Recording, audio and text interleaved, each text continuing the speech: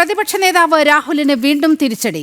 2024 ലോക്സഭാ തെരഞ്ഞെടുപ്പിൽ വോട്ട് മോഷണം നടന്നുവെന്ന ആരോപണത്തിൽ തെളിവുകൾ ഹാജരാക്കാൻ നിർദ്ദേശിച്ച് കർണാടക തെരഞ്ഞെടുപ്പ് കമ്മീഷൻ നോട്ടീസ് അയച്ചു.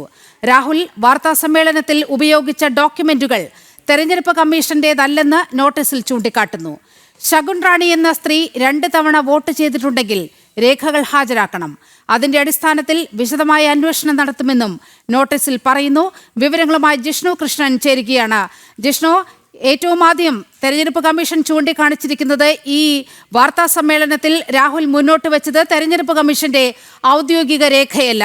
ഇങ്ങനെ ഒരു ശകുൻ റാണി എന്ന് പറയുന്ന ഒരു പേരിലുള്ള ആൾ 2 തവണ വോട്ട് ചെയ്തിട്ടുണ്ടെങ്കിൽ അതിന്റെ തെളിവെന്ത്? വളരെ കൃത്യമായ നടപടി കമ്മീഷന്റെ ഭാഗത്തു നിന്നും ഉണ്ടായിരിക്കുന്നു. രാഹുൽ തെളിവ് നൽകേണ്ടി വരും. വിവരങ്ങൾ.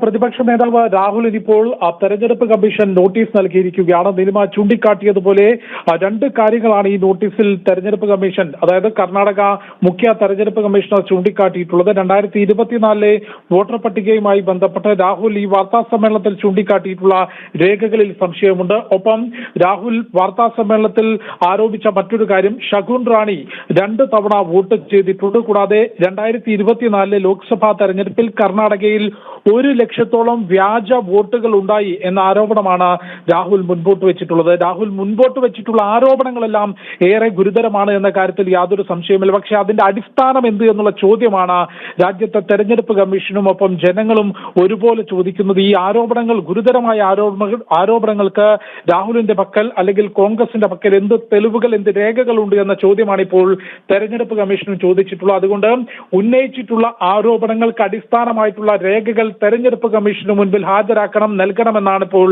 തെരഞ്ഞെടുപ്പ് കമ്മീഷൻ രാഹുലിനോട് ആവശ്യപ്പെട്ടിട്ടുള്ളത്. അതിൽ ശകുൻ റാണിയോ അതല്ലെങ്കിൽ മറ്റാരെങ്കിലും 2 തവണ വോട്ട് ചെയ്തിട്ടുണ്ട് എന്ന ആരോപണങ്ങൾക്ക്, ആ ആരോപണങ്ങൾ ഉന്നയിക്കാൻ കാരണമായിട്ടുള്ള രേഖകൾ, അതിന്റെ അടിസ്ഥാനം എന്താണ് എന്നും അത് തെരഞ്ഞെടുപ്പ് കമ്മീഷന് മുൻപിൽ ഹാജരാക്കണം. തെരഞ്ഞെടുപ്പ് കമ്മീഷന്റെ ഓഫീസ് അക്കാര്യം വിശദമായി തന്നെ അന്വേഷിക്കും എന്നുള്ളതാണ് ഇപ്പോൾ കർണാടകയിലെ മുഖ്യ തെരഞ്ഞെടുപ്പ് കമ്മീഷണർ വ്യക്തമാക്കിയിട്ടുള്ളത്. ഇതേ വിഷയത്തിൽ നേരത്തെയും കർണാടക, അതായത് രാഹുൽ ആരോപണം ഉന്നയിച്ചതിന് ശേഷം കർണാടക മുഖ്യ തെരഞ്ഞെടുപ്പ് കമ്മീഷണറും മഹാരാഷ്ട്ര മുഖ്യ തെരഞ്ഞെടുപ്പ് കമ്മീഷണറും രാഹുലിന് നോട്ടീസ് നൽകിയിട്ടുണ്ട്. കാരണം അത്രയധികം ഗുരുതരമായിട്ടുള്ള ആരോപണങ്ങളാണ് രാജ്യത്തെ തെരഞ്ഞെടുപ്പ് കമ്മീഷനെതിരെ. ശരി ജിഷ്ണു, രാഹുലിനെ സംബന്ധിച്ച് വലിയ കുരുക്കാണ് ഉണ്ടാകാൻ പോകുന്നത്.